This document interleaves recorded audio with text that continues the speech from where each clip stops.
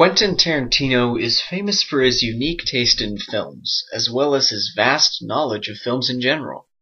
His films have aroused controversy, but there's no denying that Tarantino has left his mark since his entering the film business.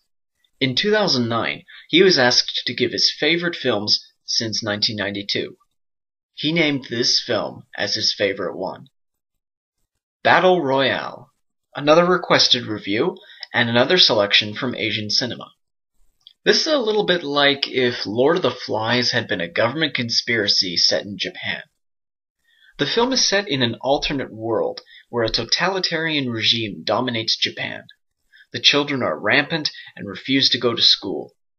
The adults have almost no way to control them, so they take drastic actions.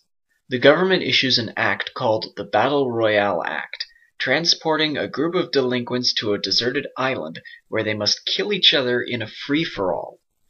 The rules are simple. Kill or be killed.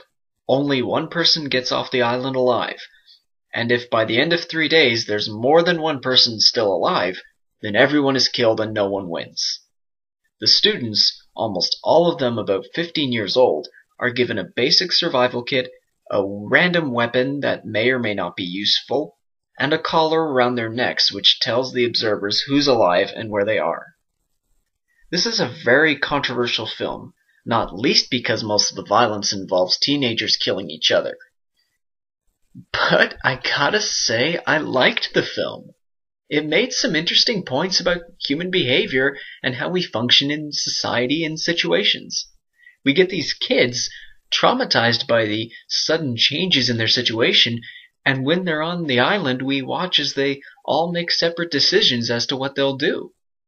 Some commit suicide right away, not wanting to take part in this debasing game, while others act on their instinct to survive and start killing, finding justification in the most outlandish of places to calm themselves.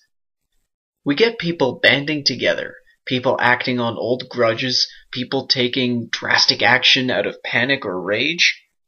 One scene that particularly interested me was when we see a group of girls hiding out in a lighthouse. They act and cooperate together as though they're not playing some free-for-all murder game.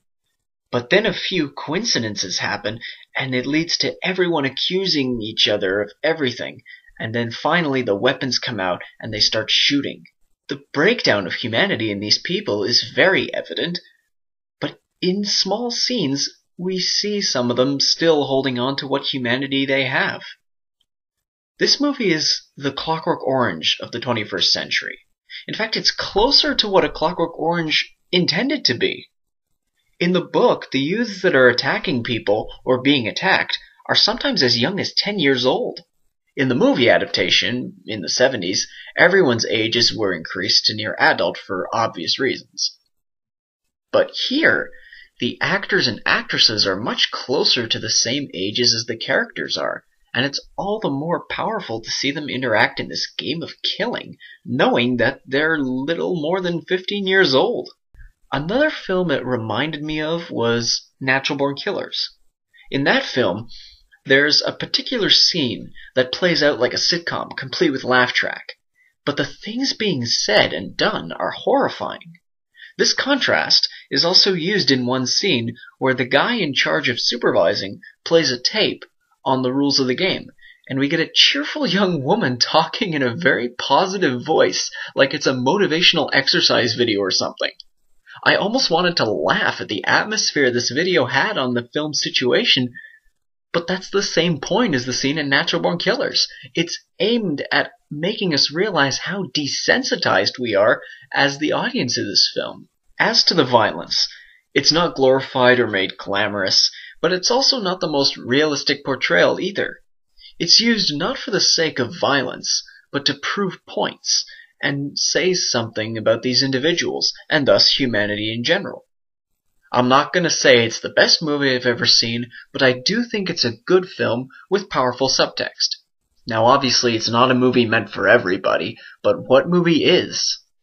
Certainly it's well executed, and it's backed with good acting, good story, and good production value.